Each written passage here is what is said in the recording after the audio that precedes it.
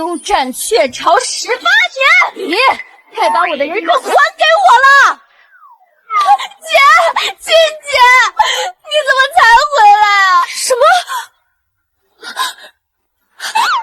你带我走好不好？现在，立刻马上！他来了，他来了！他带着亲子鉴定走来了，我秦福芝今晚就要从这门框里走出去。秦小姐，今日 KPI 完成度已落后0.3%，请立即起床。我叫秦福芝，如你所见，我是秦家18年来唯一的千金，在这个家里，一切都要完美，连呼吸都要符合 KPI。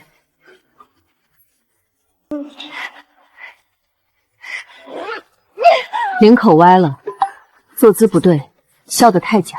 你今天是去丢人还是去赴宴？我妈宋知姐，她的眼里没有你，只有一件需要时刻打磨的商品。秦福芝，昨天的宏观经济笔记看完了吗？看了。背一下第3章的结论。我爸秦彦川，他连我吃饭的时间都在考核我的投资回报率。秦福芝，你的存在拉低了秦家的执行效率。我哥，财经杂志封面里走出来的资本怪物，每天早上6点准时出现，准时说我一句，然后准时消失。今天是我18岁成人礼，亲爹、亲妈、亲哥都在台上，300多个宾客看着我微笑举杯点头，微笑举杯点头。但我现在只想把这只偷偷藏起来的鸡腿啃完。给我看清楚了，我才是秦家真正的女儿。秦福芝，你还吃得下去？有点凉了，但还能吃。我叫孟京春，18年前医院报错了，你讲述了本该属于我的人生，而我，在一个开早餐店的家庭里，凌晨4点就要起来帮忙揉面。秦福芝，你偷了我18年，你良心不会痛吗？终于知道怕了。安姐，秦姐，你可算来了！你再不来，我真的要死在这个家了。秦福芝，你又在胡闹什么？妈，不，宋女士，真千金回来了，你们赶紧把我赶走吧。这秦家大小姐的位置太苦了，我这种脑子不配。钥匙、黑卡、课表、德语私教，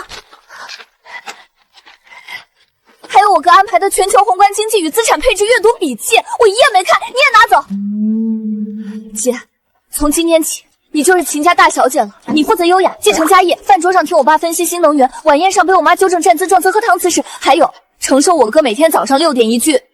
秦福芝，你的存在拉低了秦家的执行效率，救我，求你，我可以现在就滚。秦福芝，今天是什么场合？你心里没数吗？有数啊，成人宴，那现在变认亲宴了，我这个错误产品是不是可以退场啊？秦福芝，你在外面丢秦家的脸还不够。妈，我都不是秦家的，我丢也是丢孟家。你少装疯卖傻，你以为用这种方式就能显得自己很无辜？你霸占了我的父母，我的哥哥，我的生活，现在一句想走就能抵消？不能抵消，所以我打算连夜搬走。床单被套给你洗干净，我的衣柜你随便挑，不过粉色那几只不建议穿，我妈说显得人没有脑子。秦福芝，哥，你很想走？想。18年秦家养育你，你没有一点留恋。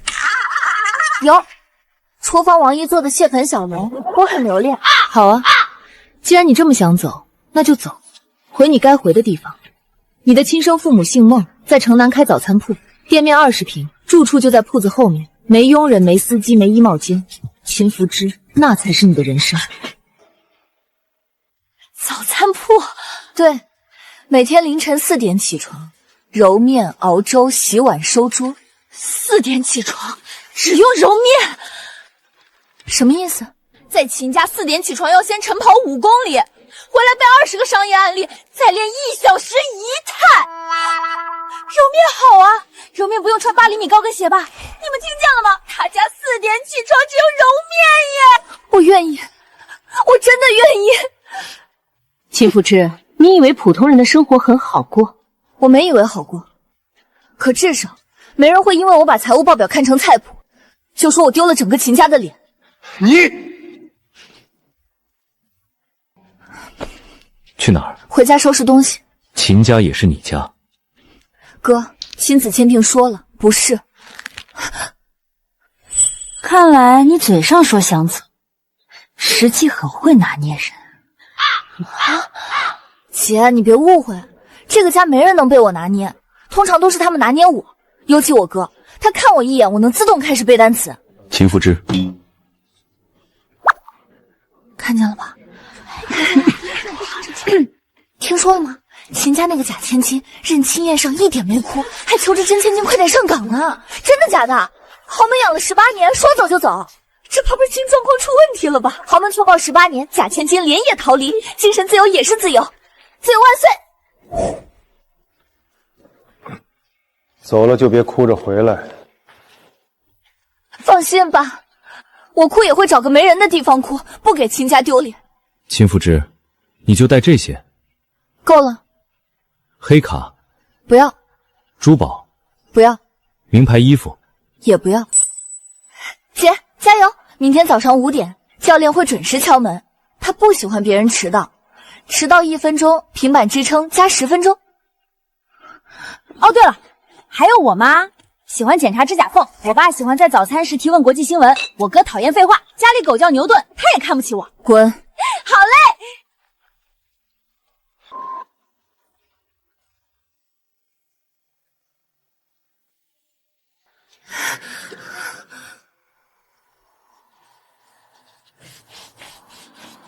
请问，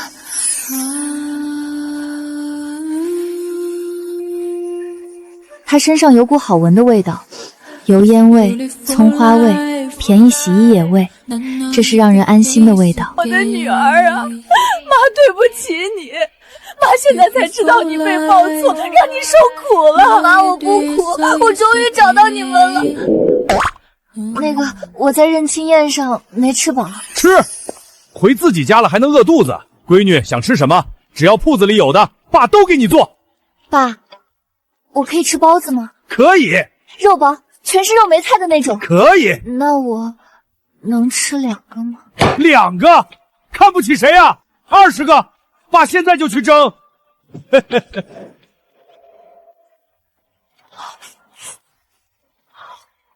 慢点吃，别噎着。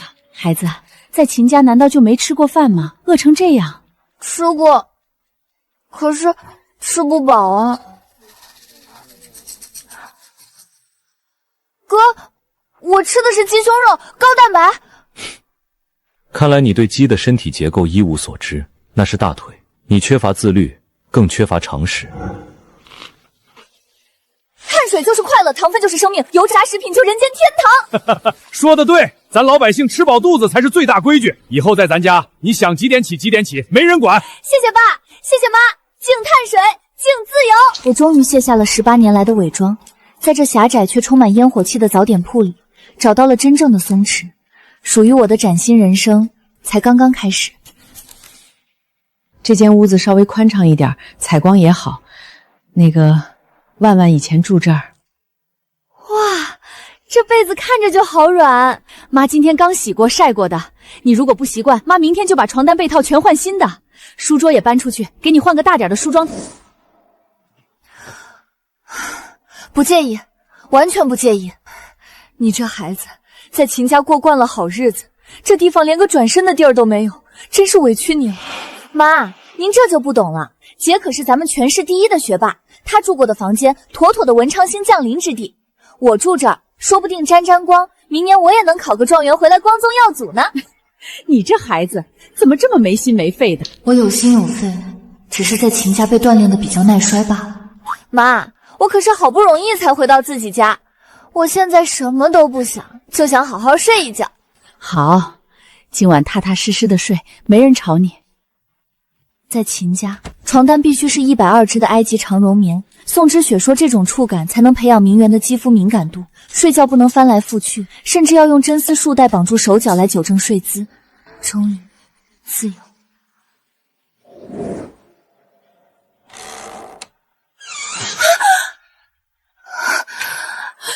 芝芝，怎么了？是不是认床睡不着，做噩梦了？妈，是迟到了吗？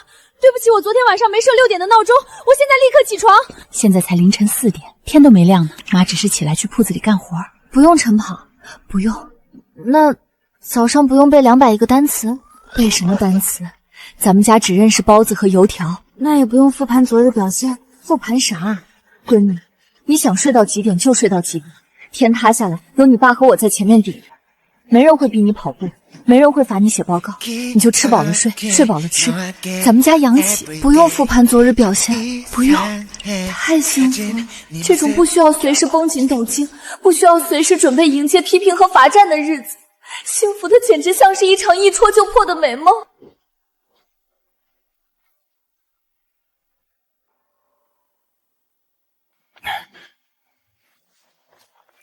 爸，咋起来了？是不是机器声太吵了？待会儿我找个隔音棉把门缝糊严实点。没有吵，我睡不着了，我来帮忙。不用不用，这里面粉到处飞，再把你衣服弄脏了。你赶紧回屋睡觉去，这儿不用你。我会揉面，特别解压，这手感简直就像把期末今晚就要从这闷的臭脸按进面盆里反复摩擦。让我背单词，让你扣我零花钱，让你天天掀起我号。闺女，你这是练过？宋女士说我体态像刚出土的文物，逼我练了3年普拉提，练得我能倒拔杨老表。这面揉得好，比你爸我揉了20年的还匀溜。我真的以为自己是个彻头彻尾的垃圾，直到今天，孟爸爸指着一团面说揉得好。那我以后天天给你揉面，你给我管够包子就行。管够，管够一辈子。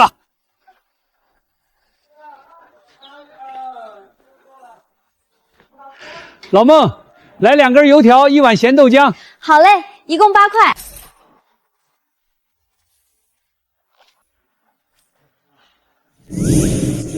闺女，10减8，该手2块。大爷，送您一个硬币魔术，见证奇迹的时刻。老孟，这是你家新来的小工，这算账的本事，当老板得亏死。啥小工？我亲闺女刚找回来的。万万不是，是另一个闺女，挺好，长得喜庆，一看就是个有福气的丫头。谢谢您嘞。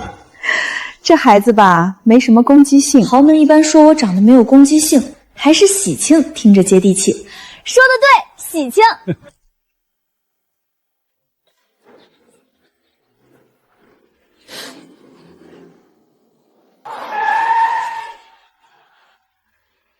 哎呦，这是谁呀？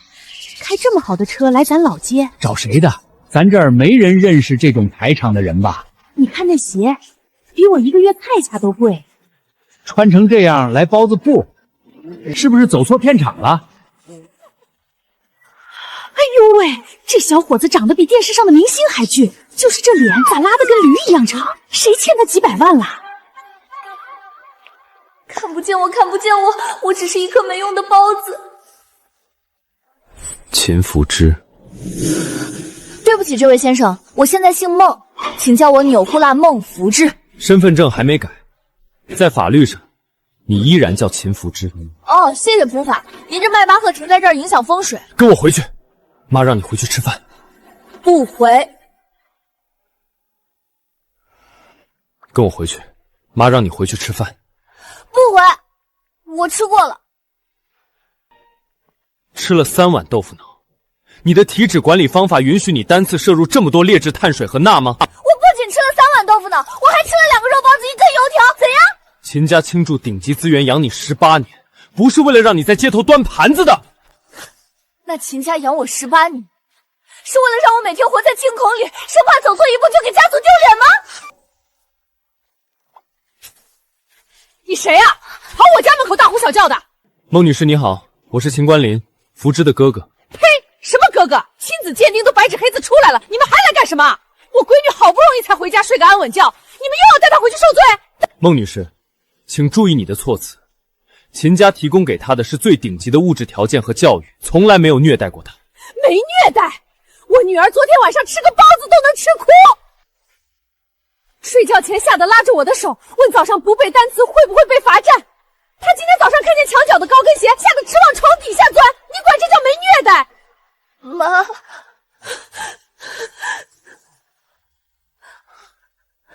秦福之，你在秦家真的过得这么难受？哥，你们都太厉害了，跑得太快，飞得太高，我追不上，我也不想追，我就想当个废物。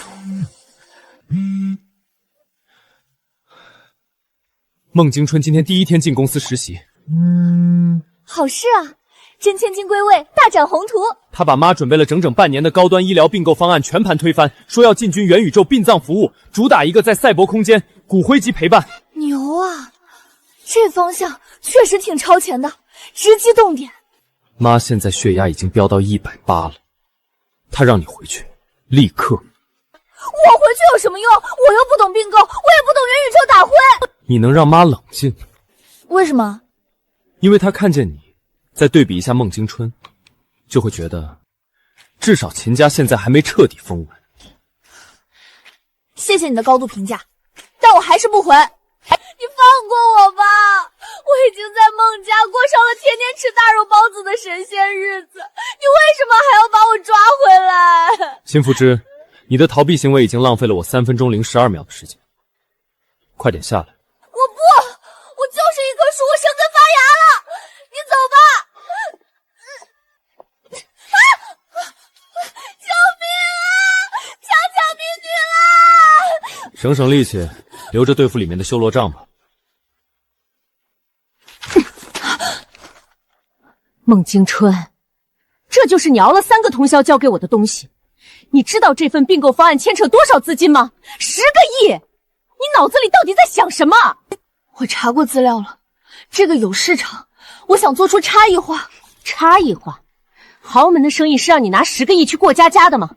秦家的脸都被你这份荒唐的方案丢尽了。我才是你的亲生女儿，我比秦福轩优秀100倍，凭什么他在这个家18年什么都不用做也能被你们容忍？凭什么我一出错你就像看垃圾一样看我？进去。哥，青哥，你听里面的动静，这种战场我进去会死的。怕什么？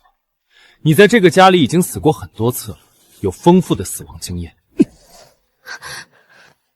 秦福之，你站门口鬼鬼祟祟干什么？谁教你的规矩？报告宋女士，我只是一个没有感情的路人，我路过，马上就滚！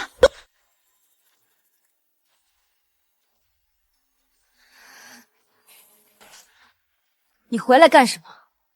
你不是很高傲的交出信物，连夜跑了吗？现在跑回来是来看我笑话的，对吧？姐，请你冷静。我发誓，我确实很喜欢那个早餐铺的肉包子。姐，我今天能出现在这里，完全是因为你这位高效冷酷的哥哥把我像抓逃犯一样抓回来的。请，我是请你回来的。你那叫请吗？你刚才拎着我走了一路，我感觉自己就是一袋超市里打成促销的大米。秦福之，你少在这里装什么无辜可怜，你是不是早就算准了我会出错啊？我算准你什么了？你故意在走之前提醒我那些乱七八糟的规矩，就是想让我害怕，想让我每天活在焦虑里，想让我出丑。你这招以退为进玩的真好啊！姐，我提醒你早上5点有礼仪课，是因为那个变态礼仪老师真的会早上5点拿尺子敲门。我提醒你我会抽查全球财经新闻，是因为他真的会随时随地像个无情的提问机一样发难。我提醒你牛顿看不起人，是因为那狗真的势利眼。看，你看到没有？他还在看不起我。这狗比人都精，他知道我现在是平民了，他连尾巴都不给我摇一下。你少给我演戏！你明明一直在秦家享福，你什么都不用操心，什么都有人送到你手上。你知道我这些年是怎么过的吗？我凌晨4点就要起来揉面，冬天的水像冰刀一样，我的手每年冬天都会冻到裂口，甚至烂掉。我放学回去不能看书，还要帮着收摊、洗碗、算账。我没有名牌衣服，没有专属司机，更没有1小时几万块的私教。我是靠着路灯底下微弱的光，靠自己拼了命才考到全市第1的。凭什么你这种草包占了我的人生？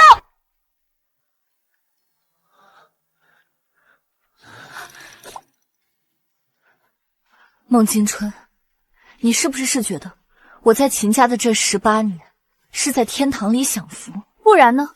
住着几千平的别墅，穿着高级定制的衣服，刷着不限额度的黑卡，你还委屈上了？你有什么资格委屈？享福？好，那我就给你讲讲我是怎么享福的。我7岁那年，因为背不出一篇全英文的商业报告，并被罚站在宴会厅后台整整3个小时。那个时候，我穿着大人们觉得好看的水晶高跟鞋，鞋子磨破了我的脚后跟，鲜血把袜子都染红了，但我不敢脱。因为我妈说秦家的女儿就算痛死也不能在人前失态。我9岁那年数学考了62分，其实那是我努力了很久才及格的数数，但我爸把那张卷子用红笔圈起来，贴在书房正对面的门上。他让我每天进出都要站在那张卷子前看一眼，让我时刻记住自己离优秀有多远。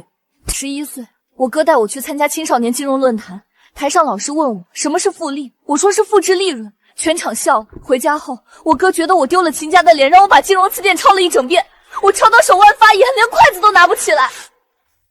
夫人，我当时不是13岁，我终于找到了自己喜欢做的事情。我喜欢画漫画，我画了一个会吃钱的小怪兽，我觉得很可爱。但我妈看了一眼说低级，我爸看了一眼说浪费时间，我哥说我的构图完全没有商业逻辑。第二天，我攒了整整1年画满的漫画本被当成垃圾扔了。那是因为你快期末考了，我们怕你分心。对，我成绩差，所以不能玩；我仪态差，所以不能讨；我嘴笨，所以要少说话。在你们眼里，我从来不是一个人，我只是一个永远都不合格的豪门产品。孟京春，你刚才说我占了你的人生，我承认。如果可以选，如果老天爷能给我一次重新投胎的机会，我也希望18年前我们从来没有被报错。你本就该回秦家，当你的天才大小姐，去完成那些几个亿的并购案。而我本来就只配在那个街头巷尾的早餐铺里，每天清晨揉面收钱，然后美美的吃上几个热腾腾的大肉包。你觉得我拿走了你的富贵，可是我也被塞进了一个完全不合身的壳里，硬生生的穿了18年。我不想跟你抢，真的一点都不想。那些衣服周报我都不要，永远只会要求你完美的爸妈，还有这个只会发号施令的哥哥，我也通通给你。你能不能不要一边拿着享福这把刀扎我，一边还要站在道德制高点上骂我流血的姿势不好看？夫人，你别冲动，哥带你。别叫我！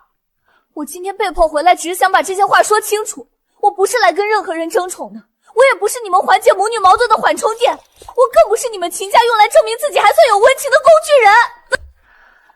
从今天开始，我回孟家，你们谁都别再来找我了。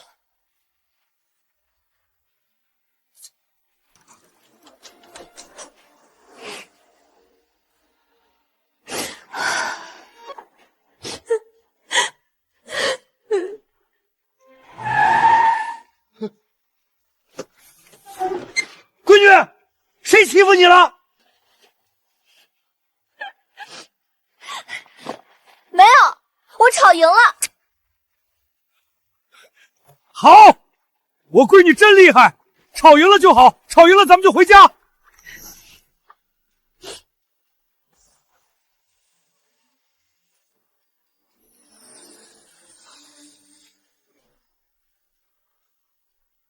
闺女，想吃啥？红烧肉，要肥而不腻那种。安排。还想吃炸鸡，哈哈哈哈哈！买。还想喝全糖奶茶。这，你妈说太甜不好。算了，咱俩偷偷喝。自由万岁，老爸万岁！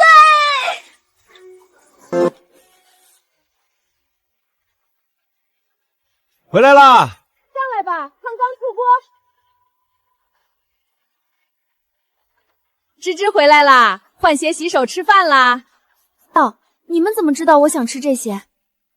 你爸下午就问我了。尝尝，那家炸鸡排队排了半小时，咋样？好吃。多吃菜，别光吃肉。爸，奶茶呢？坏了，放车筐里，忘了拿。几点了还喝奶茶？现在去买。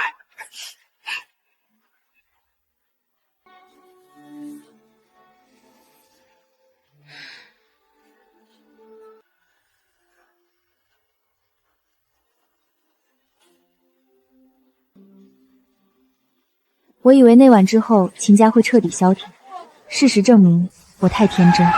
豪门最一代的特点就是不接受事情失控。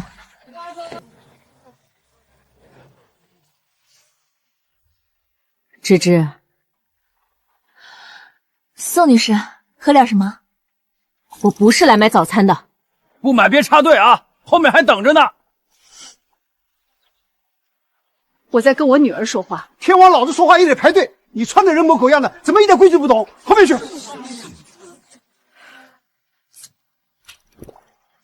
你就在这种地方跟这种人混在一起。宋女士，这是我们老街的规矩，您要么排队，要么请回。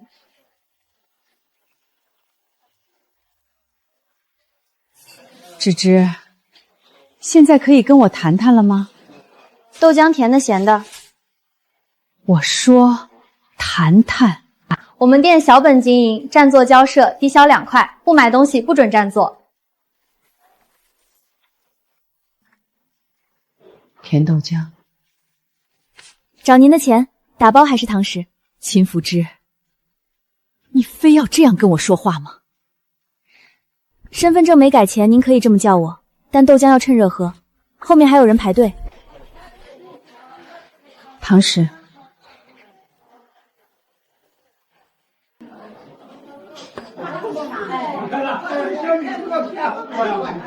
哎呦，甜豆浆有啥喝头？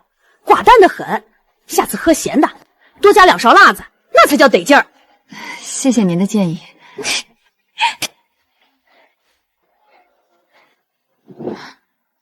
芝芝，之前发生的事是我忽视了你的感受。宋女士说出忽视你的感受，简直比秦洛阳去天桥底下卖艺还要离谱。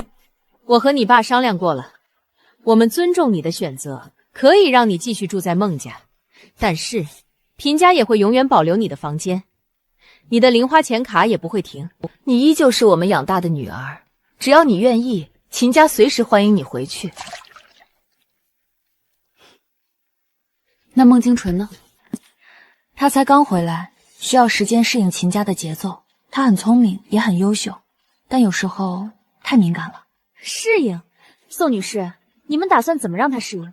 给他安排更多的金融课程，还是找最好的形体老师教他怎么走路、怎么笑才符合豪门的规矩？这都是为了他好。她既然是秦家的女儿，就必须具备与之匹配的能力和教养。别用为了他好来包装了，在你们眼里，爱根本不是感情，而是投资。你们看重潜力，看重回报，看重风险率。我在秦家18年，因为我笨，我达不到你们的 KPI， 没有潜力，所以你们对我失望透顶，随时可以像扔不良资产一样把我扔掉。而孟京春呢？你们觉得他是个优质项目，考全校第一，有极高的投资价值，所以你们不断往他身上加码，用各种高压的期待逼着他快速成长，好填补你们对完美继承人的幻想。秦福芝，你懂什么？没有这些规矩和要求，秦家怎么可能有今天的地位？是，秦家有地位，可人不是项目，不是机器，人是会疼的，是会累的，是会疯的。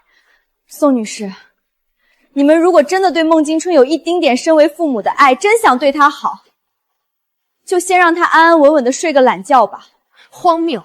他已经18岁了，别人都在拼命往前跑，他的时间非常宝贵，哪有时间用来睡觉？那就没得谈了，您走吧，这里不欢迎您。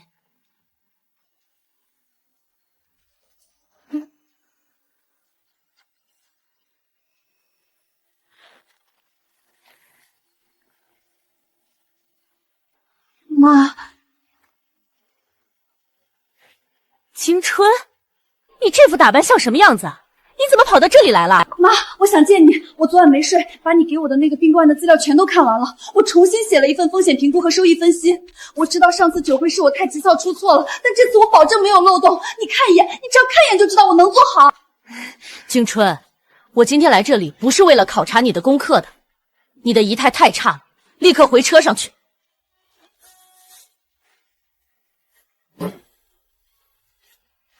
你不是来考察我的，你是来找他的。你又来找秦福芝！我熬了整整1个通宵，就为了证明我配得上秦家，而你大清早跑来这个又脏又破的地方，就是为了看他过得好不好？孟京春，注意你的分寸，她也是我养了18年的女儿，养大的女儿。那我呢？我是你10月怀胎亲生的，我这些年在外面吃苦受冻，我从小就告诉自己，我要优秀，我要考全校第一，我要比所有人都强。因为我天真的以为，只要我足够优秀，等我找到亲生父母的那天，他们一定会为我骄傲，会把所有的爱都补偿给我。可我回来才知道，你们早就有女儿了。我拼了命去迎合你们的规矩，我做错哪怕一次，你们的眼神就像在看一个废物，对我失望透顶。可是他呢？他连什么是复利都不知道，他笨了整整18年，什么都做不好。你们却舍不得他，还要给他保留房间，大清早跑来求他回去。凭什么？哪怕他是个一无是处的曹操，你们也会习惯他。那我算什么？我是个替补吗？我是你们用来对比的工具吗？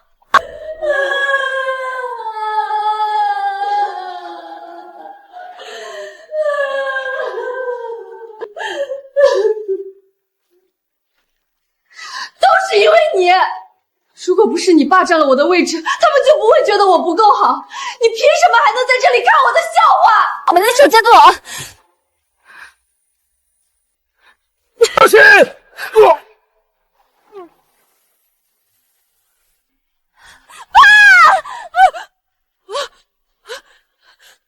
大强，你没事吧？快拿凉水冲冲！我不是想泼他，我是想泼你。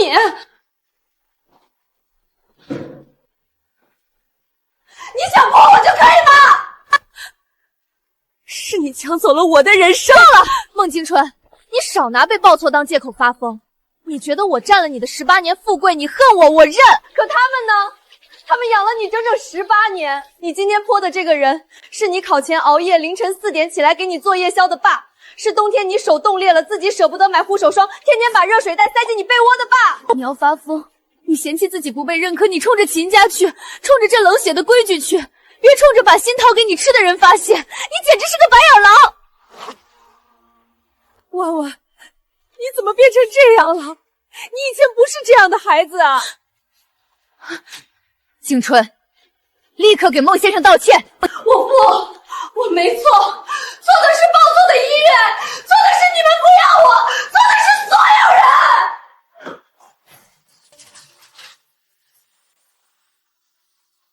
人！太不像话了！我这就去把他抓回来。让他走，让他一个人冷静一下。他刚刚差点用热豆浆烫毁了你的脸，你不恨他？你拦着我是想看他在外面吃苦头吗？恨，我当然恨他，但我更怕他真疯了。宋女士，你知道在一个永远要求你正确、优秀、体面，不允许有一丝失误的世界里，人是怎么慢慢被逼到墙表的吗？他满心欢喜回到你们身边，以为只要考第一，写出完美的并购案，你们就会像普通父母那样爱他。可你们给他的只有 KPI， 只有无穷无尽的考核。我们那是为了他好，秦家家业未来要交给他，他必须尽快适应这个圈子的规则。所以呢，人不是机器人，会疼会累会碎的。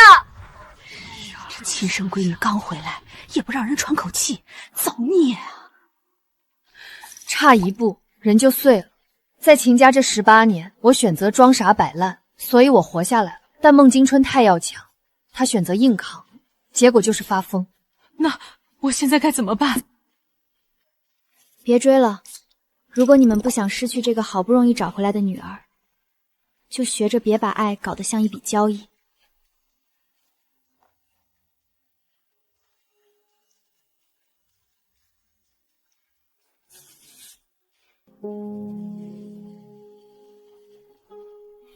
老头子，还疼不疼啊？万万这孩子，真是中邪了。不疼，小孩子脾气急，他心里也不好受，你别怪他。这是从德国空运过来的顶级烫伤膏，不留斑，你们用这个拿走。我们穷人的皮糙肉厚，自己买得起药，用不着你们秦家的施舍。抱歉。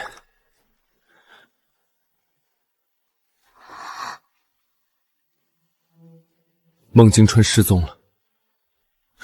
你说什么？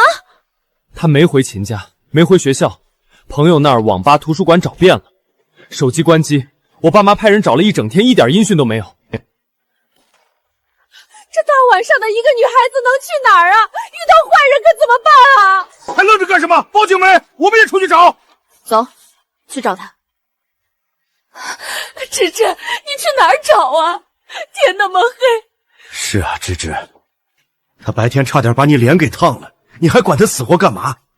他不能出事，他要是真出了事，你和爸会难过一辈子。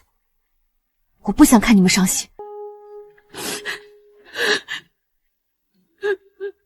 你是不是知道他会去哪儿？知道。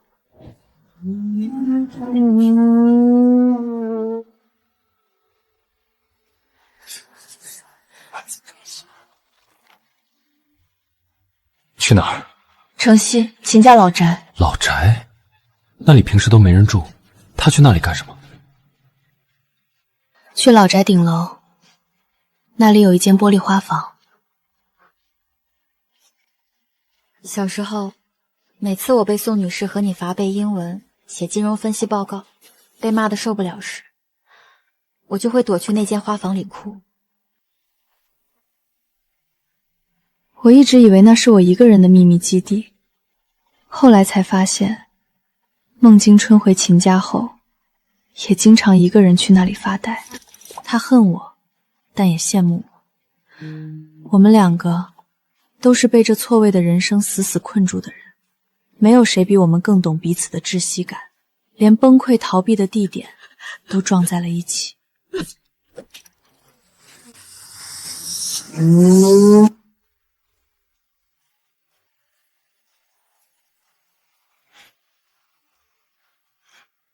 景春，你先下来，一家人好好说。你们怕什么？你们是心疼我，还是怕明天新闻头条写秦家真千金回归不到1周跳楼自杀，怕影响集团股价跌停？别过去，他情绪极度不稳定，会刺激他跳下去的。放手！秦复之，我说了放手！你们这套高高在上的豪门逻辑救不了他。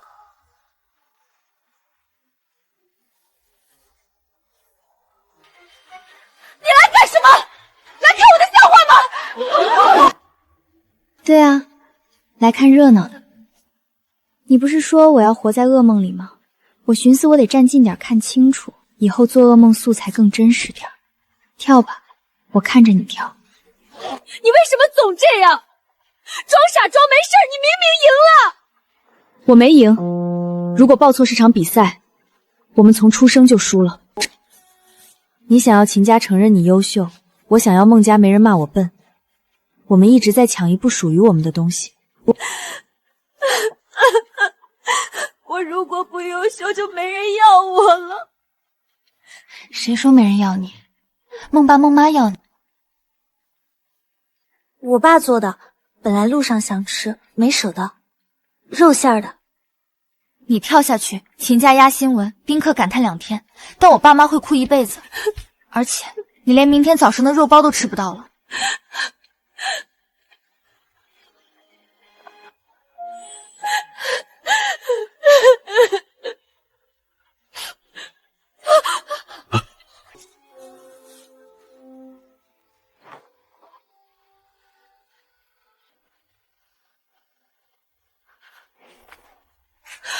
爸妈，对不起，对不起，你这傻孩子，回来就回来，跪什么呀？地上多凉啊！快起来，妈的心肝啊！回来就好，回来就好。那个摔碎的碗不用赔了，爸再买新的。爸，那可是3块5呢，不能就这么算了，得从他零花钱里扣。你给我闭嘴，真没你说话的份儿。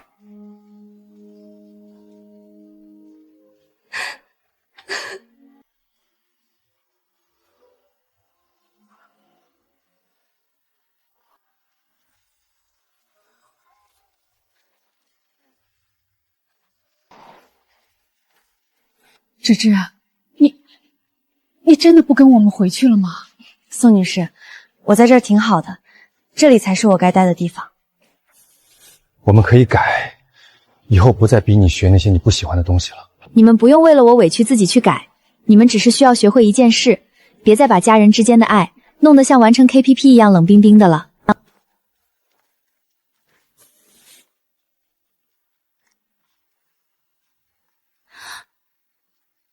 你没扔？我收起来了。为什么？你不是最讨厌这些没用的东西吗？画的挺蠢的，但很像你。傅征，对不起，那时候我以为逼你变优秀就是对你好，后来才发现，你每次看到我都怕得像老鼠看到猫。你比猫吓人多了。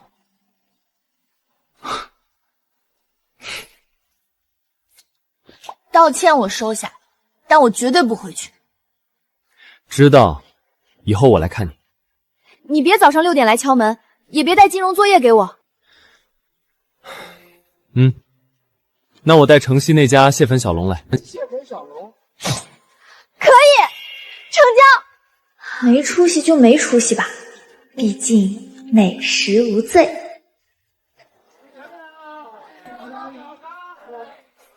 2笼包子，3碗豆浆，一共17，找您33。下一位，大爷，您拿好，一共7块，您给我18，我找您12。18减7等于11。我知道啊，知道那你为什么找12？苏氏集团交到你手里3天就能干破产，因为大爷长得就像是需要多1块钱去买份报纸的人啊，这叫人文关怀，懂不懂？从今天起，你离钱箱远点，我来收银。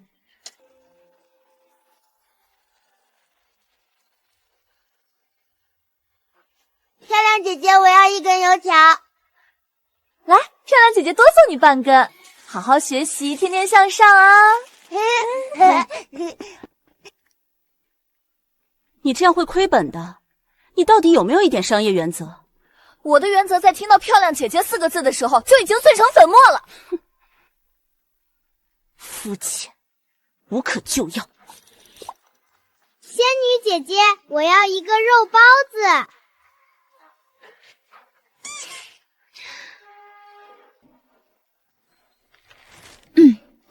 拿去，多吃蛋白质长脑子。哟，这不是我们讲究商业原则的孟霸总吗？怎么被一个茶叶蛋收买了？他今天叫我仙女姐姐，仙女是不需要原则的，干活去。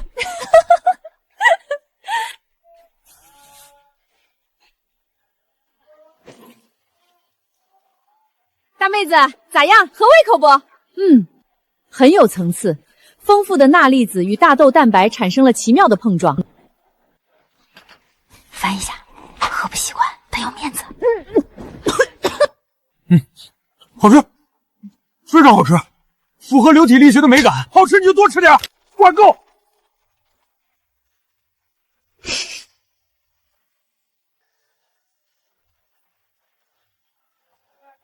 堂堂苏氏总裁，天天往这儿跑，想用垃圾食品赎罪？他喜欢。他喜欢你以前怎么不让他吃？现在来装好哥哥。姐，别骂了，影响我品鉴鸡腿的口感。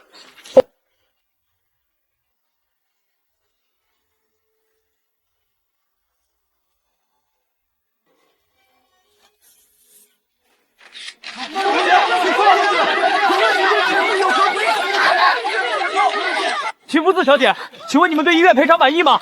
孟家是不是靠着你发了一笔横财？孟京春小姐，你现在和秦夫人同住，是不是在策划争夺秦家家产？你是否怨恨他偷走你人生？退后，不接受采访。再敢往前一步，我拿筷子把你夹出去扔油锅里，信不信？姐，注意形象，咱们要文明一点。对没素质的人，我的长筷子就是最大的文明。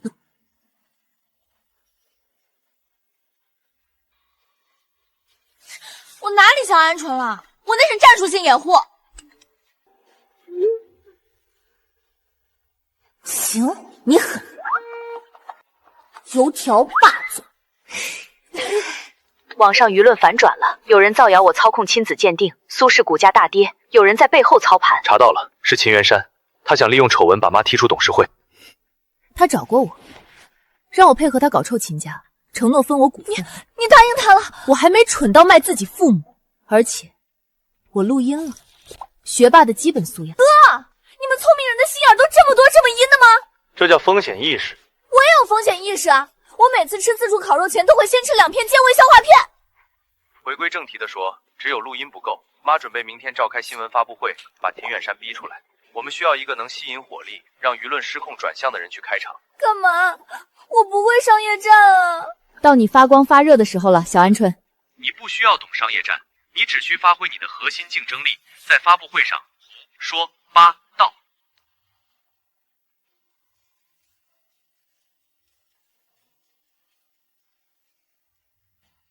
秦远山这次是有备而来，他不仅想毁了真假千金的声誉，证明我宋之雪连家务事都处理不好，以此来逼迫董事会对我进行弹劾。科研讲究实事求是，绝不能容忍数据造假。商战也一样，既然他造谣，我们就用最公开透明的方式反击。我建议立刻召开新闻发布会，逐一反驳。这正是我打算做的。我已经让公关部去安排场地和媒体了，明天上午10点准时开发布会。妈、爸，常规的发布会恐怕行不通。怎么说？现在的舆论已经被秦远山彻底洗脑，网友们脑补出了一出豪门恶毒主母打压亲生女，联合假千金欺压平民的狗血剧本。如果我们只是在台上枯燥的念陈情稿，或者摆出冷冰冰的证据，记者根本不会买账，甚至会断章取义，指责我们是在以权压人。没错，键盘侠只相信他们愿意相信的，除非发生什么让他们极其意外、完全颠覆认知的事情。那你的计划是什么？我们需要一个突破口，一个完全不按常理出牌，能瞬间让媒体的预设剧本失控，并且把舆论风向彻底带偏的人。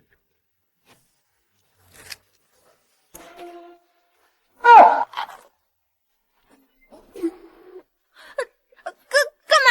我这包番茄味的只剩1点了，坚决不分给你们。小鹌鹑，平时白吃那么多包子，现在到你为家族发光发热的时候了。别开玩笑了，我连秦家的财务报表都看不懂，在孟家店里算个账还能少收别人2块钱。你们让我去打商战，这就好比让一支哈士奇去指挥狼群作战，会全军覆没的。你不需要懂财务报表，也不需要懂商业逻辑。那我能干嘛？上台给记者表演花式吃包子吗？你会胡说八道。哥，真是谢谢你啊！你不仅用词匮乏，还如此精准地定位了我的核心竞争力。傅真，你关兰哥话糙理不糙，秦远山算计到了所有的商业逻辑，推演了所有的公关套路，但他唯独算不到的变数，就是你那完全无法预测的出其不意。没错，明天你什么都不用管，就做你自己，把你平时在包子铺里用歪理邪索怼得我哑口无言的那股理直气壮的劲儿拿出来。至于剩下的证据和反击，有我有妈有哥还有爸在后面给你兜底。对，就算你明天把桌子掀了，我也能从重力加速度的角度证明你掀得有理有据。好，既然你们都不怕丢人，那明天我就让表叔见识见识什么是真正的魔法打败魔法。